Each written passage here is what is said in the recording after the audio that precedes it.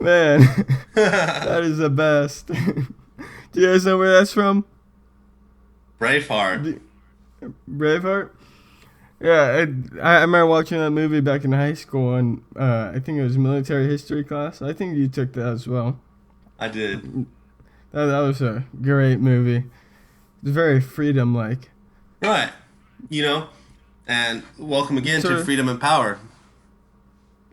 Go ahead and I guess we'll give them our basic intro. Go ahead and check us out. Give us a listen. If you're new, thank you for joining us. If you've a returning guest, thanks for coming back, and go ahead and keep sharing our message with people. Go ahead and check out our Facebook and our Instagram pages.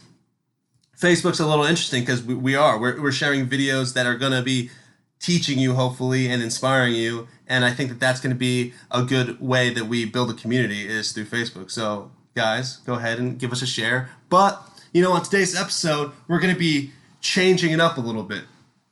We keep talking about, and it's not a bad thing, but when we keep talking about freedom and we keep pushing these ideas and talk about our four tenets of freedom, which are finance, freedom of movement, freedom of action, and freedom of thought, we usually focus on freedom of finance. And I think that's kind of a mistake. It's not a bad thing, but I know a lot of you guys out there and just a lot of people in general aren't trying to focus on freedom of finance. You have other hopes, you have other dreams, you have other aspirations, and I think that there's a comparison here because I think freedom of movement and freedom of finance often oppose each other. How many people, you guys always hear the saying, don't spend your whole life earning money in the hope that one day you can buy yourself, the life experiences or the fun that you missed out on. And it holds weight because although we keep talking about freedom of finance, at the end of the day, the goal is to be free. Whatever your definition of is. So like when we keep talking about Elon Musk, we talk about Jeff Bezos and their definitions of freedom were, build an empire, build a technology empire, be innovative, create things. And when it comes to that, when you're building, electric cars, you're building technology, a lot of times money is part of it. So I think that we have this confusion and on the show that you have to have money to be free. And that's just not the case. Yeah, exactly. And the whole idea that you need money is like, yeah, you may become rich, but you're not gonna have it. For some people, it takes longer than other people, and if if you get rich, but now you're 45, family and kids, there's just a lot of experiences that you're gonna miss out on. You're gonna be too old to do some exciting things. You're gonna get a heart attack if you go skydiving. It's just you want to do stuff you enjoy. That's Is what actually I'm not saying. true. No, I have to stop I you. That know. it's actually not true. I went skydiving, and it's not like you would think, especially when you're with an expert. It's actually super smooth because first of all you're falling through the air. So and people think that you're going to be freaking out the whole time, but it only lasts about 3 seconds. That feeling where like your stomach's dropping and your heart's racing. The scariest part is the airplane ride up, but once you jump out 3 seconds later, your body adapts and you're just falling and you're relaxed. And then if you're skydiving with an expert, when your first one of your first jumps is will be tandem where you're attached to someone else, and then it's a smooth landing. Wait, you think there's anyone who's like just passed out while skydiving? Just like like they're going tandem. Like they're one of those people who wanted like the GoPro video of it. So like the guys like recording them jumping like of their face, and like they jump and they just pass out. Just It and then probably you see the happens. video. I mean, I'm sure it happens. I mean, I'm sure a lot of people are just will get up there and then be too scared to jump. But if there's one thing that we can promote on today's episode, it's that if you do go skydiving, just go with it because it's going to be fun. But yeah, guys, we're talking about it. You got to just do what you want to do. You got to pursue your own definition of freedom. It's more of a lifestyle. It's not people think that it's like this set, list of steps that you have to follow to become free. It's not. Don't come to this show and look for a step-to-step guide, because yeah, we have steps, but it's not a manual, and it can't be. There's no manual to success. You hop in on the spectrum anywhere you want. It's a lifestyle change once you start embracing, this idea of living a free life, of, pursuing success, pursuing your own self-interest, and doing what you want.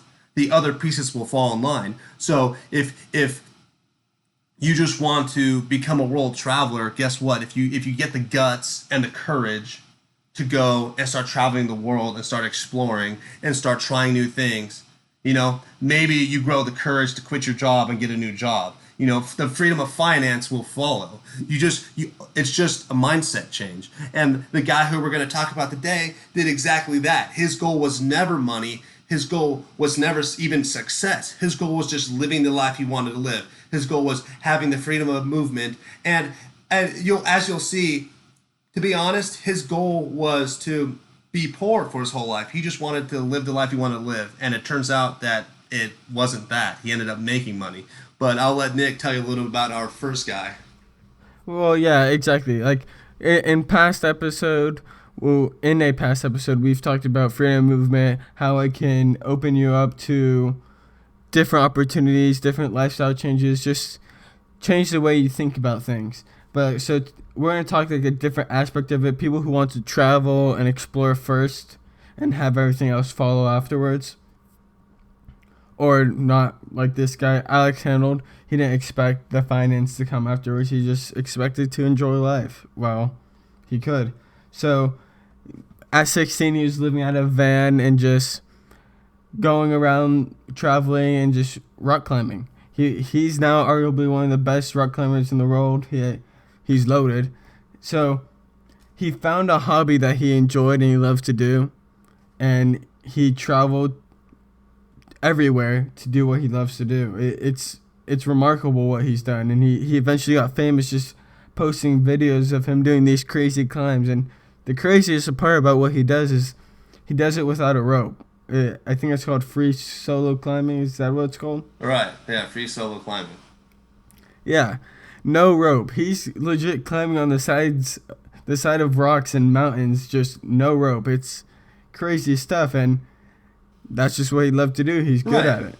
I mean, if you go back to the beginning a little bit, I'll just refocus on exactly how much he just focused on living the life he wanted. It wasn't just a van. He stole his parents' van when he was 16 and drove it to Yosemite and was living out of the back of his van eating peanut butter and Cheerios, which are delicious, but when that's all you have, one meal a day and you're starving, maybe it's not as fun as you would think. But he did that, and he started just climbing in Yosemite with expert climbers back then. I mean, you guys, I don't know if you know too much about climbing. You should look into it, though. They have people like Dan Osmond who are just incredible climbers. And he just focused on this, and he built a set of skills. We continuously talk about building skills, building knowledge, making yourself unique. And when you look at the life of Alex Honnold, that's exactly what he did. He created a set of skills. He made himself unique. He separated himself from the rest of the climbing community by just following his passion. And now he's working for Nat Geo. He's working for the North Face. He's working for Patagonia. All these organizations, they pay him to go and explore the world and go on these crazy expeditions. He's literally getting paid to go and do things that other people would pay a ton of money to do. And it's amazing. Well, it's not just that. They're paying him to do what he loves to do.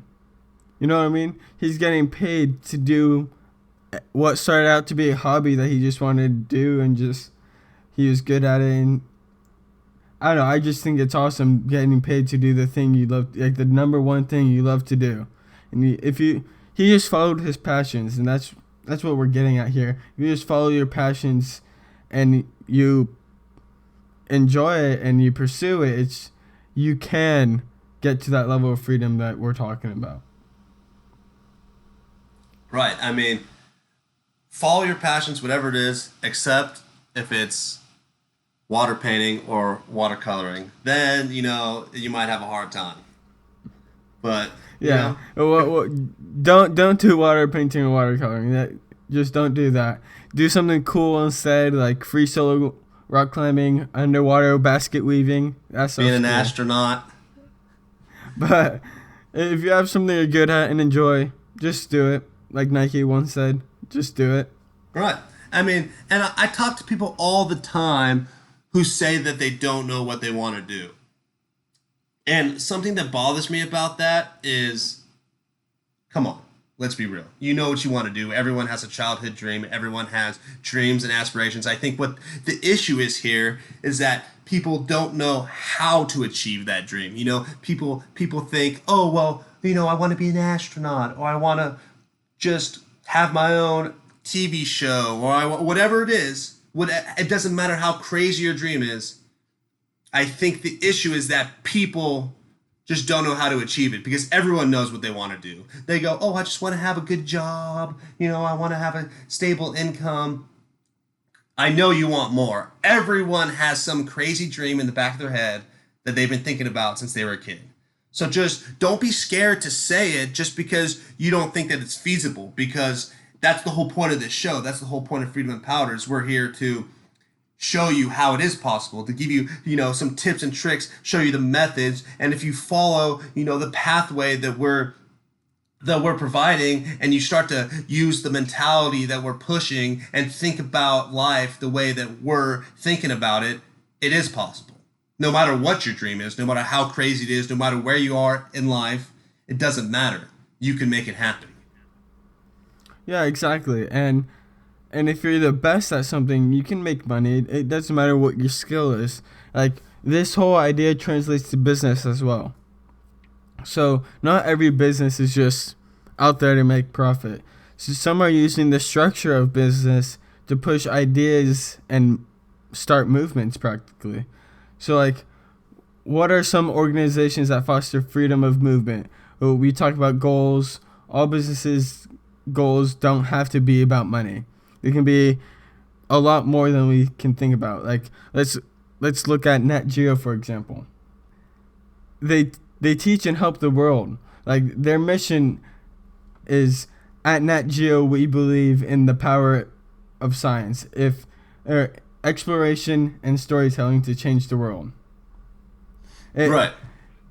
I mean, I'll touch on this. I'm a big Nat Geo fan. You're trying to steal my thunder here, man. I love Nat Geo, but you know, when you look at them, what was their goal? Their goal was to is to conserve wildlife, is to promote, you know, science, exploration, and storytelling. It's to change the world. And when you look at the global community that they have, you know, they invest 27% of all their profits to conservation.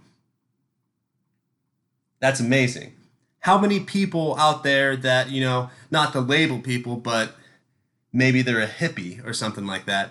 You know, how many of them are out there with these crazy dreams? It's awesome. Like, they want to change the world, they want to save the tigers. I mean, and then they go out there and it's almost like a blame game. Like, oh, you don't want to save the tigers? Come on, who doesn't want to save the tigers? Find me someone that doesn't want to save the tigers. Let's be honest. Like, there are those people out there, but I think the vast majority of the world loves tigers, loves pandas, loves, you know, all these animals.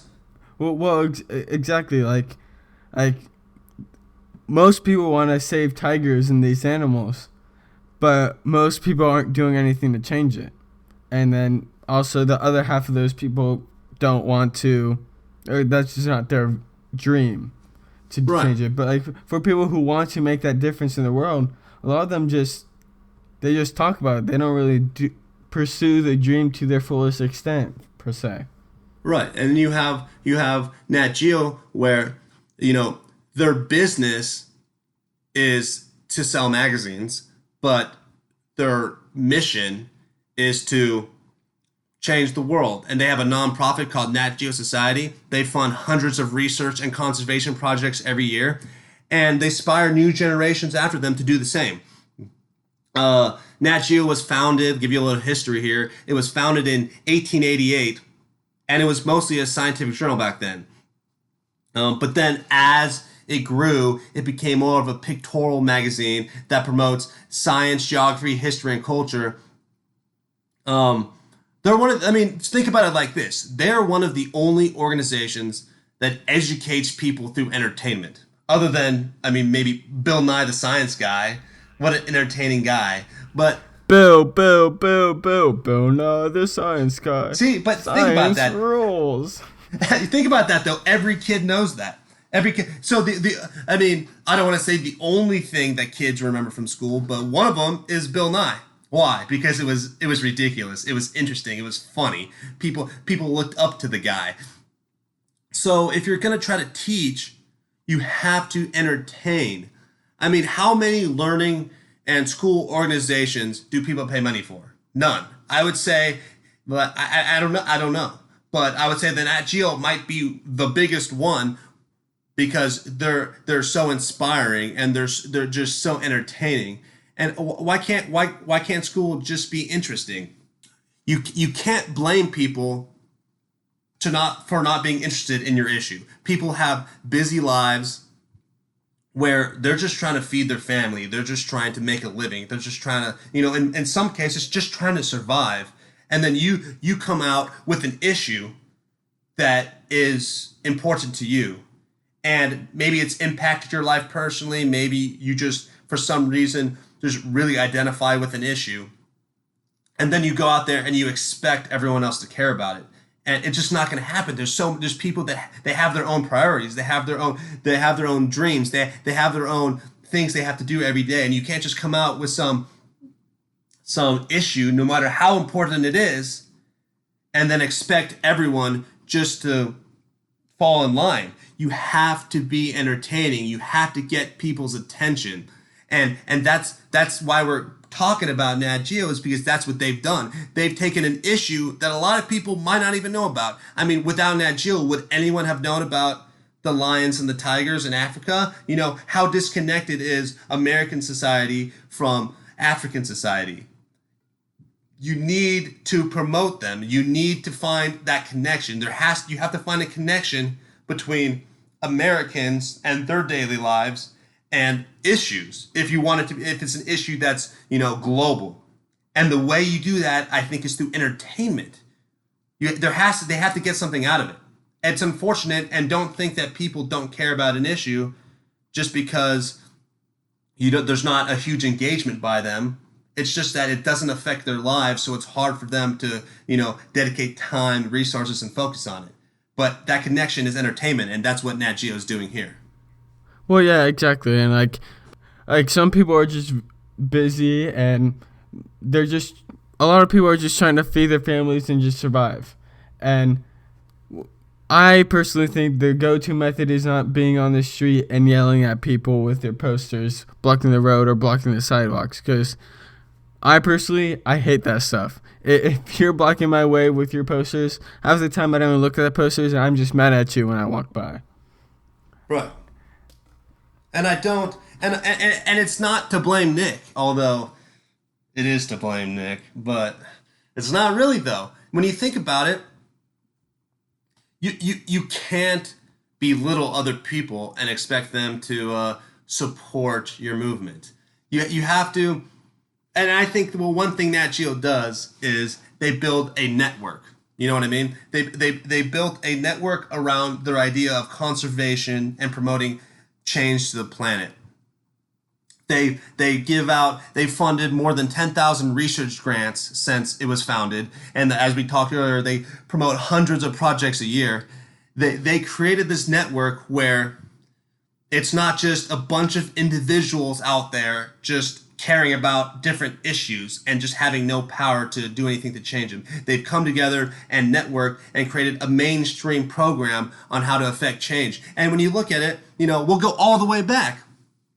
You look at the greatest movements. You look at Martin Luther King. You look at Gandhi. You look at even our founding fathers and the beginning of America. Imagine if all of the founding fathers never talked. They never networked. And they just stayed in their own states and said, oh, I don't really like the life I'm living right now, and they just complained, but they didn't. They banded together and they took action.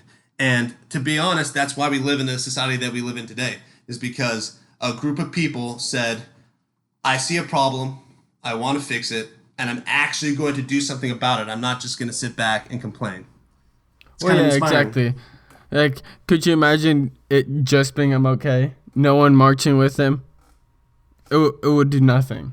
And when you have people around you to make a group and then you guys are pushing that message together, you're stronger as a team. Right. And it's interesting because, I'll say it again, it does not mean that people don't care about your issue or your movement. It doesn't mean that at all, because if you were to actually like take a poll of people, I think, and say, "Hey, who doesn't want to save, you know, the planet? Who doesn't want to save fluffy little tigers?" I think everyone would say they do. But you can't do it on your own. You can't. You need to come together. And if you're and I'm not saying that your goal has to be to change the world. I know that's what we're really talking about here. It doesn't have to be. But if your goal is to change the world, you can't just be a blind hippie person who just sits back and complains and even just focuses on themselves. You know what I mean? You have to go out there and get other people involved, and you have to do it in a positive way. And when you look at an organization like Nat Geo, we're going to just talk about one of their basic initiatives. Tell us about it, Nick. So Nat Geo has this big cat initiative. They were very creative on the name, but there's been 90% of African lions have declined in the last 75 years.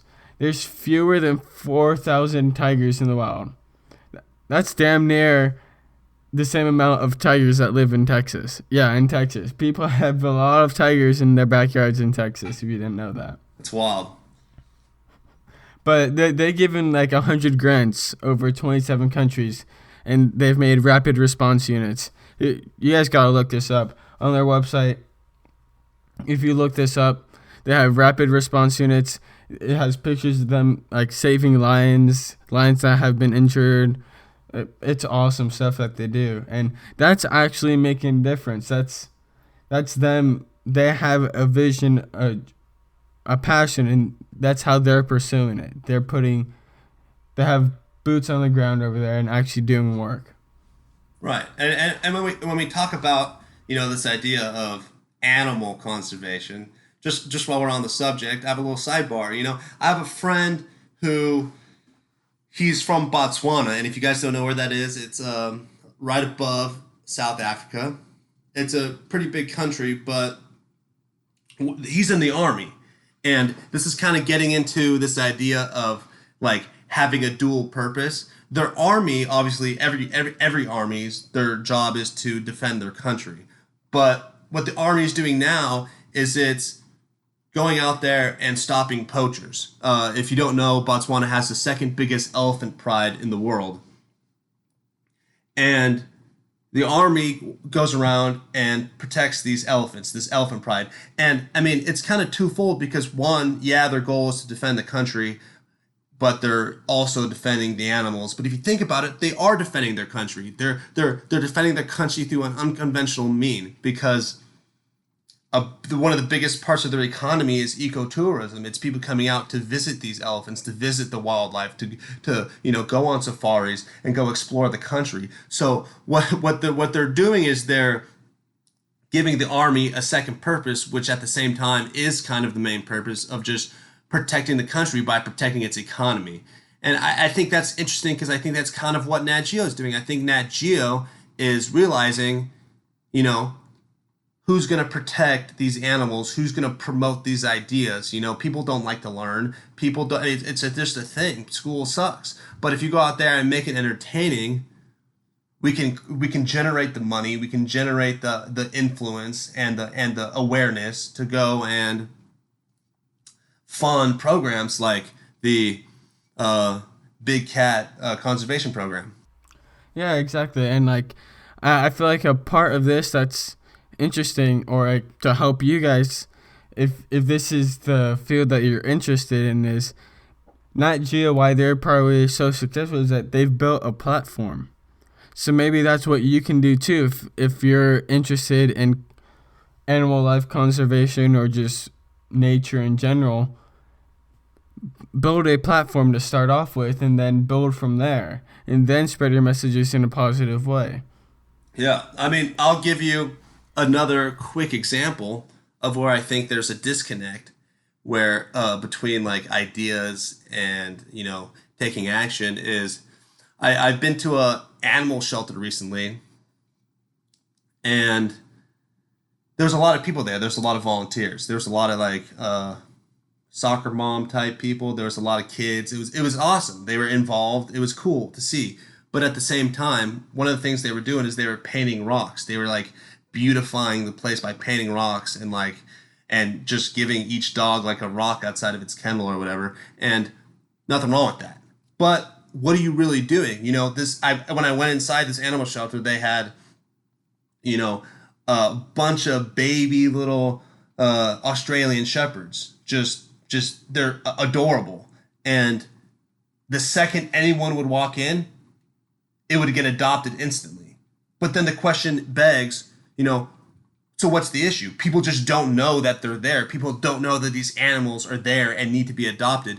So, it's not bad that you're out there painting rocks, at least you're thinking, but what are you actually doing to change? What are you actually doing to make a difference? I mean, you look at platforms, you look a little bit more like nuanced, a little bit modern day technology, and I'm sure you guys have heard of the app, the Chive, but they go out there and they promote like just a bunch of different things, and everyone has the app. Everyone goes and looks at it and looks at these cool stuff. It's all about entertainment. What if we created, an app platform where all it did was promote dogs and all sorts of animals for adoption? You know what I mean? People do it every day. I mean, let's be honest. The only thing you look at on Facebook is animal posts. You guys look at, cats sleeping or, weird animal friends where like, the turtle's best friends with the deer. Like, that's what you guys love.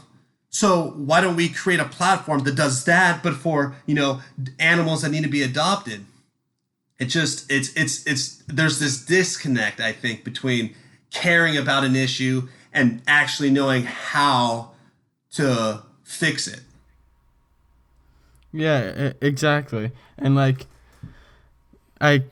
talking down to someone for being wrong or not knowing about an issue, that doesn't help at all. And these are just some of the ways that we can help you guys improve on these, I guess, tactics in spreading a message. Like if all Nat Geo did was just complain and just say everyone who doesn't help are terrible people, then they wouldn't get any business. No one would listen to them. Everyone would just go out and hating them. They wouldn't really be as big as they are now and as helpful as they are now. Right. But they found a way to bring the average man who has no personal connection to wildlife or to, big cats, and they found a way to sell 40 million copies a month. And all of that money goes to, pushing a vision, pushing a change. Yeah. Okay, let's give you another quick example here about a company that in case you guys think that we're focusing too much on conservation, focusing too much on all this green stuff, but I mean, there's another company that does the same thing. It's almost like a business perspective. It's a business model, and you can translate what Nat Geo does outside of just helping animals and trying to change the world. If you're just a business that is trying to be successful, try to get your business off the ground, you can apply the same tactics to your business. And when you go and look at a business like Red Bull, it's pretty apparent because what is Red Bull selling? When you break it down, Red Bull is selling sugar water with caffeine in it. That's it. And there's a bunch of companies that do the same thing. So why do you buy Red Bull? Why do you pay 2 times the money for half the drink? The reason is you're inspired by Red Bull, because Red Bull has a massive advertising campaign in which they promote extreme sports, promote exploration. They have people like Travis Rice. They have people like, the Baumgartner guy that did the highest space jump. They have all sorts. You look at if you see one of our posts from the other day, they have people that are skydiving all over the world, people that are, mountain biking, people that are snowboarding, surfing, all sorts of things. They promote that, they inspire people, and then coming behind their inspiration, they say, and also buy our product. It's all about an image. It's about getting people interested in your product. And yeah, well, like they're using entertainment and your possible interest to make money to sell their product. It's sort of like how Nat Geo uses entertainment and money to push conservation. So it's just a whole general idea of pushing out a certain agenda in an entertaining way. That's basically all they're doing. right. I mean, it's all about getting people interested. One last point on Red Bull that I think you guys will find kind of interesting. I actually have a buddy that works for Red Bull, and he says that if you sue Red Bull, by no means don't go out and sue them, but he says there's people that have had legitimate suits against Red Bull for whatever reason, and they always settle, because to them, protecting their image is more important than winning a court case. Because what they are is they're an organization that promotes this inspiration, so they got to protect their image at all costs. And yeah, just going back to Nat Geo, you can't blame people for not caring about your issue. There's a lot of really important things out there, a lot of really important movements that it seems like nobody cares about. But you can't play the blame game, because people don't care. It's not that people don't care, it's that it just doesn't impact their lives. We have to come together and that work together to compromise. It's a pretty expansive idea, but if you want to have a productive business, you have to get in touch with society. You have to get in touch with the community. If you're trying to push a movement, you have to find a way to relate to the common man. I think one of the big issues we have is everyone's trying to play this fringe game. And one of the biggest business, if you look into business, one of the biggest principles of business is, find yourself a niche. Which is cool, find yourself a niche, but at the same time, why not just create a product? Why not just create an idea that is liked by the common man? Why do we have to go for like these crazy little pockets of people that have just some obsession with whatever your idea is? You can go out there and you can just be a good person who goes and promotes their ideas on a platform that everyone enjoys. You don't need people to be mad at you to be famous. Well, yeah, exactly. Like, just try looking at it this way. Red Bull. They're not out there saying, you suck if you don't drink Red Bull. You hate bulls if you don't drink Red Bull. You hate sports if you don't drink Red Bull. You know what I'm saying? Like, they've created a message where you don't necessarily have to drink or like Red Bull to like the entertainment side of what they do. And then the product comes last. So I guess I would say that if there's one business principle we can learn from this episode, it's that focus on just entertaining, focus on getting in touch with people, focus on doing something positive, and then through that people will start to catch on to your idea. You know what I mean? You don't have to go out there and try to force a product down someone's throat. You don't have to go out there and try to force your way into the community. Just go and be a decent human being, and I'm sure you'll end up being successful. And it goes back to Alex Honnold. Alex Honnold's goal is not to be famous. His goal was not to be rich. All he did was go out there and follow his passion, and it all worked out. So that's what you got to do. If you go out there into the world with the mindset of I'm going to be rich, I'm going to be rich. I'm going to have a global business. No. Go out there and say, I'm going to just do what I want. I'm going to go follow my passions. I'm going to follow my dreams, and everything else will fall into place. You can't try to screw over the system.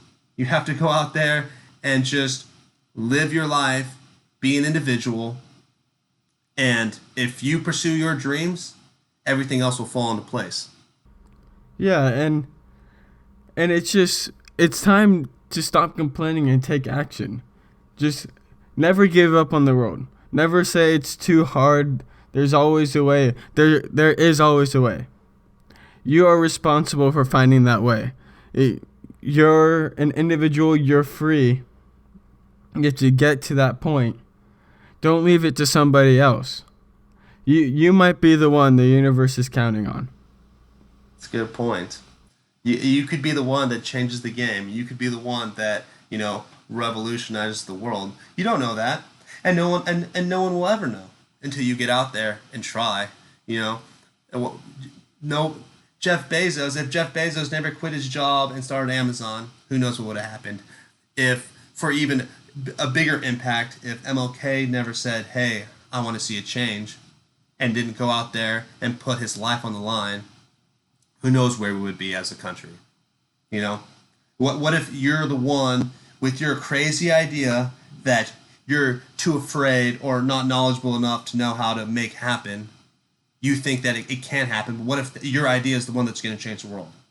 If that's what your plan is. And if not, if all you want to do is provide for your family, same rules apply. You have to pursue your passions. You have to go out there now, because one, you're going to live a life that you enjoy more than anything you're doing now. And two, everything is easier when you're doing what you love. Yeah, guys. So just a different mindset to think about. And as always, we're going to thank you for joining us. Go ahead and join our community. Go ahead and like us on Facebook. Send us a message.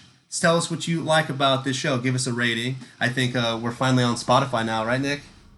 Yeah, we just got on Spotify. I think it was a couple days ago, actually.